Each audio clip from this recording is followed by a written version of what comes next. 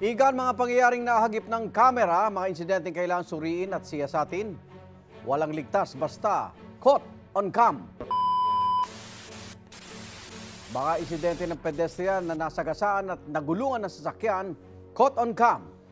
Unahin natin ang Nagcarlan, Laguna, mag-inang patawid sa kalsada sa pool ng motorsiklo. Sa kuha ng CCTV, makita isang lalaki habang tulak-tulak ang naka-wheelchair na ina. Habang patawid ang dalawa, nasalpok sila ng paparating na motorsiklo. Tumilapon ng lalaki habang dumausdos naman sa kalsada ang kanyang ina at ang rider ng motorsiklo. Nagtamo sila ng sugat at bali sa iba't ibang bahagi ng katawan. Nagkasundo ang dalawang panig at sasagutin ng rider ang pagpapagamot ng mag-ina. Caught on cam!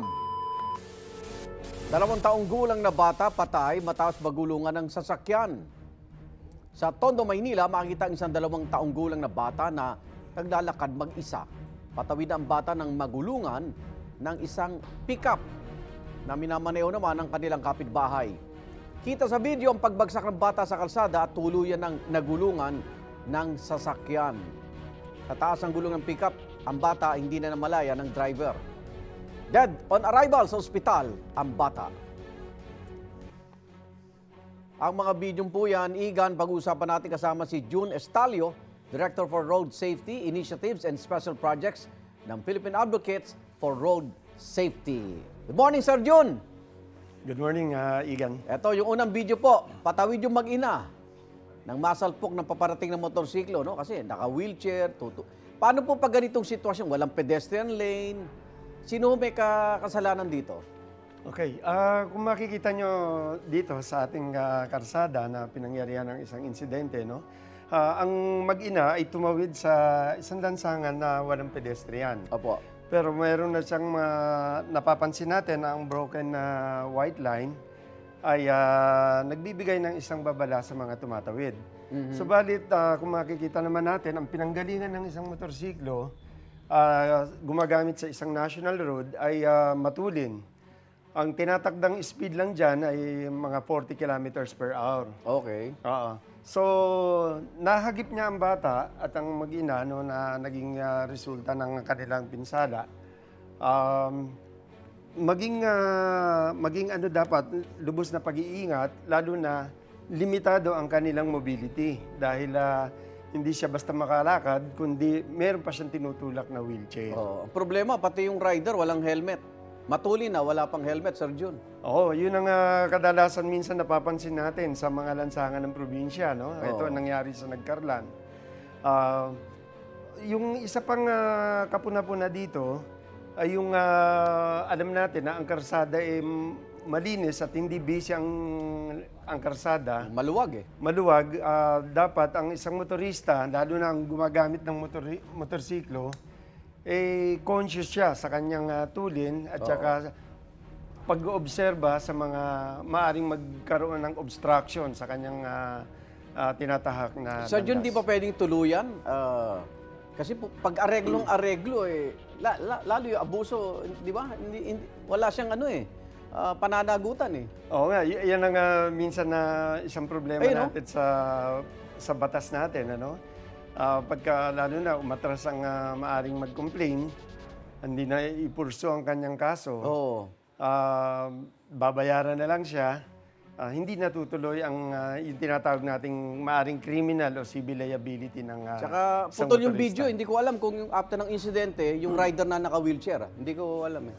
Baka... sa isang video, puntahan natin, Sir June, ha? Sige. Nagulungan naman ng pickup yung bata.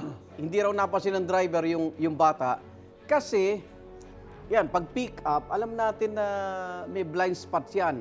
Ano po paraan para maiwasan yung ganitong pangyayari? Lalo na, ito naman, kakaibang kalsada naman ito.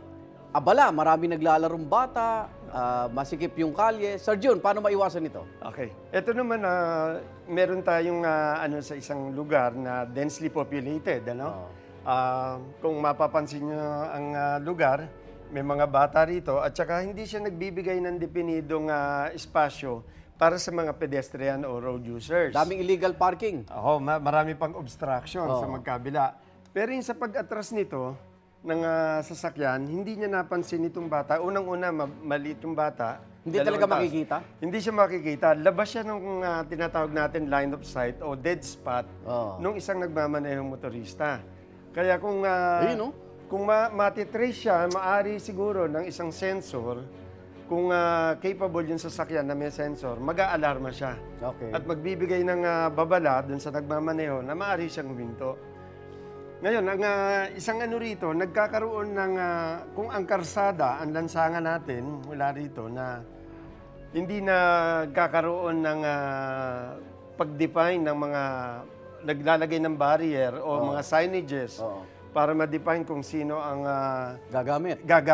Kung road users ba o nagiging playground o palaruan ng mga bata ang ating lansangan. Siguro paalala rin sa mga magulang, tingnan natin, bantayan maigi yung ating mga bata dahil hindi naman nila alam yung panganib, alam nila laruan yan. Oo, nagiging laruan talaga ng mga kabataan. Pero isang warning naman din sa ating motorista, alam mong densely populated o mataong lugar, bago ka umatras, maaaring humingi ka ng tulong sa mga taong nasa paligid na senyasan ka. O maging clear ang mga dadaanan mo pag-atras.